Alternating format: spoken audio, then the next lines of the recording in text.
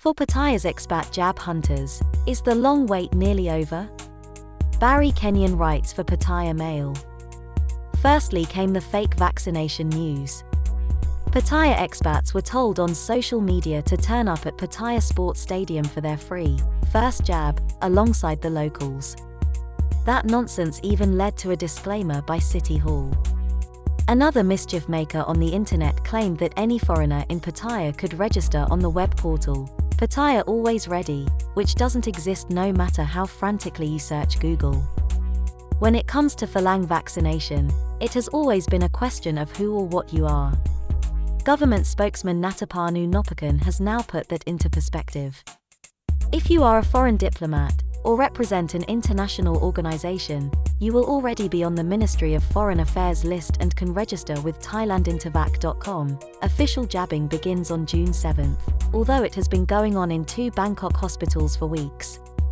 Other priority foreign groupings are foreign students in higher education, and those with official work permits, mainly teachers, restaurateurs and technology experts.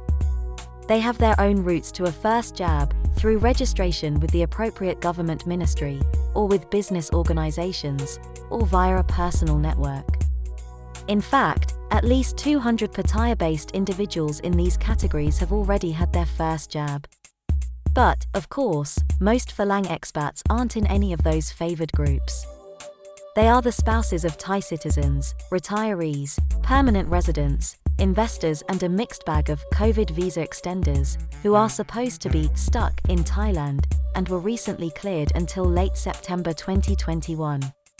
The biggest single category comprises retirees on 1-year extensions of stay, said to number around 15,000 in Chonburi province. They are clearly seen by the authorities as a non-priority sector. Many have tried to register with a variety of official, but short-lived Thai apps, even trying to use their yellow registration book, or pink card residency, as alternatives to the 13-digit Thai ID card. A few managed initially to scrape past the net, before being told of an indefinite delay in the procedure. Regular and social media erupted with complaints. Others, mainly retirees, bombarded the public and private hospitals locally, to try and get on a registration list. Mostly they were told it was fake news, and sent away. 1 or 2 hospitals did take names, but only as a marketing exercise, to assess demand. It had nothing to do with registering for an actual shot. The largest private hospital in the area even had to employ extra telephone staff to deal with frustrated callers. But the COVID-19 Situation Administration, the government's key health committee, has now stated that all remaining foreign residents should register from June 7th, ahead of the massive rollout of AstraZeneca doses to supplement Sinovac stocks. The newest priority in the Falang population are the over 60s, or those in health, which accounts for most retirees anyway.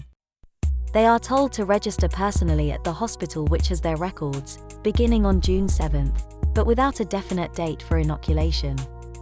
On the evening of June 3rd, 2 Pattaya hospitals said they were still waiting for instructions from a higher authority.